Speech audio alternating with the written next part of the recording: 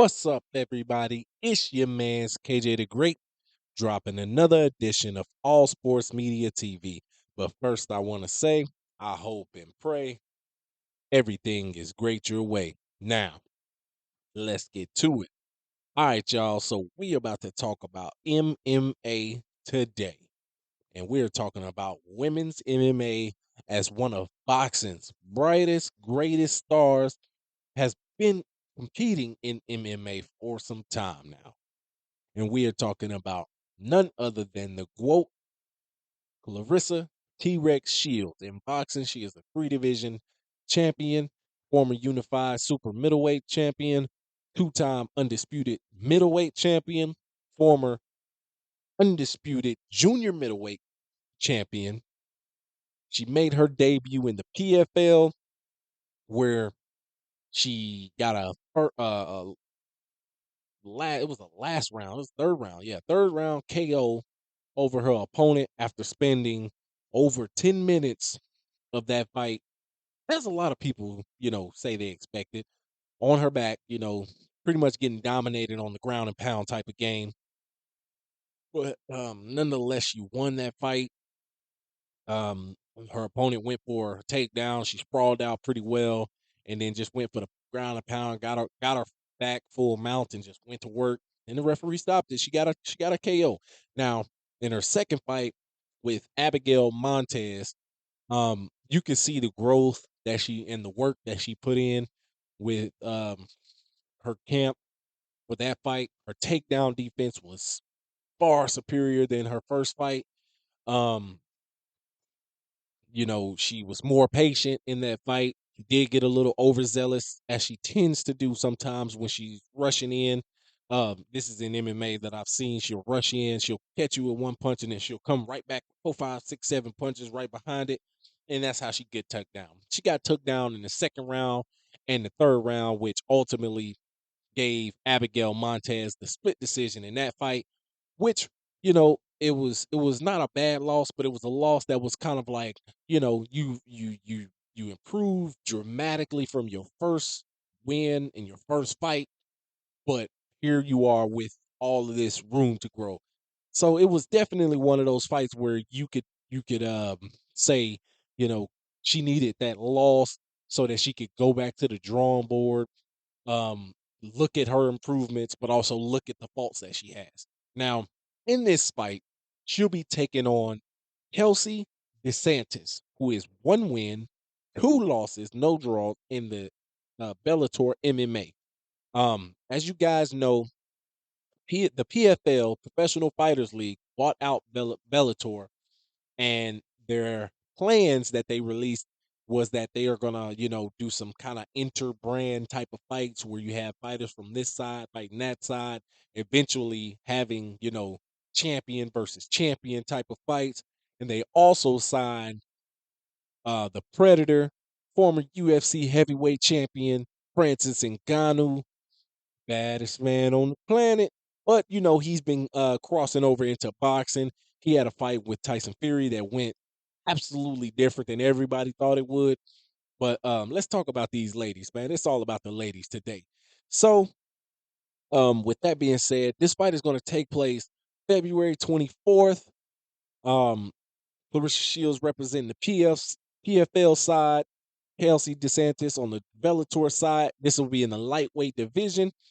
Kelsey Desantis last fought in October where she got a TKO victory. Um, went back and did my research on her. I had to. Then it was just one of the things. I was like, man, I gotta see this person. She's rangy. The problem that I do have in the fights that I did see her fight, and while in my research, she stands up straight, too straight. She is a bit slower.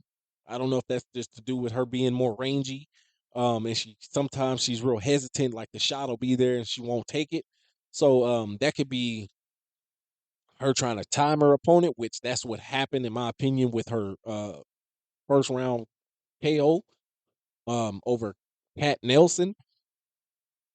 She timed her up well, and then when she caught her, knocked her down, jumped on top of her, ground and pound, and she was out of there.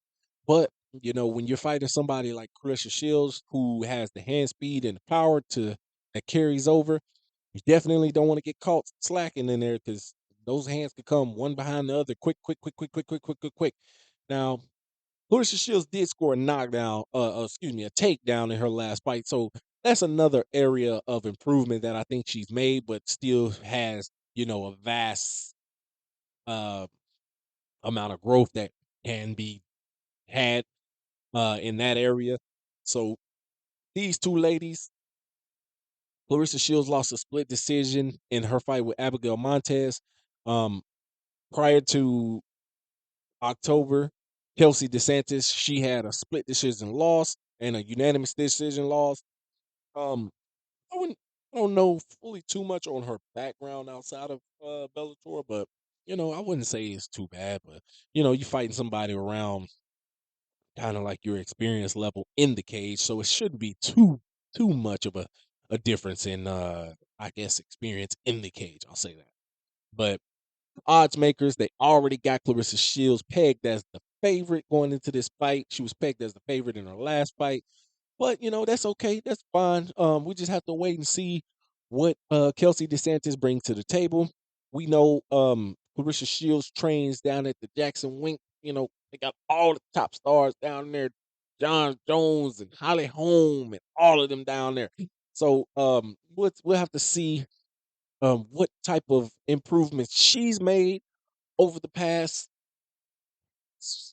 I want to say 5 months that she said she was training for up until this fight. So we'll have to see. Now, all in all, I do expect Clarissa Shields to get back in that winning column in the MMA. And I'm gonna say this will be that one that goes the distance. This will be that unanimous decision. As long as she can improve her kick game, her ground fighting game, and if she can get some takedowns in this fight, I think she can get a unanimous decision based on what I've seen from Kelsey Desantis. No knock on her as a fighter, because I ain't getting in that cage. Y'all ain't kicking me in the head. It ain't happening. But that's just what I think. That's just what I see. But yes, yes, yes. That's all I got for you guys. Make sure you hit that like button. Drop a comment in the comment section. Let me know what you guys think. Follow me on Instagram at All Sports Media TV. Follow me on my other Instagram at KJ the Great 09. Thank you guys for tuning in. Make sure you hit that like, share, subscribe button. I appreciate it all. You guys make this worthwhile every time I do a video. Thank you guys. Oh, and I want to say one more thing. Keep men out of women's sports. I am not down with transgenders going into women's sports, male sports. Fight in the category you were born as, or let's put the work in to get a separate category. That's simple. Thank you guys for tuning in. Peace.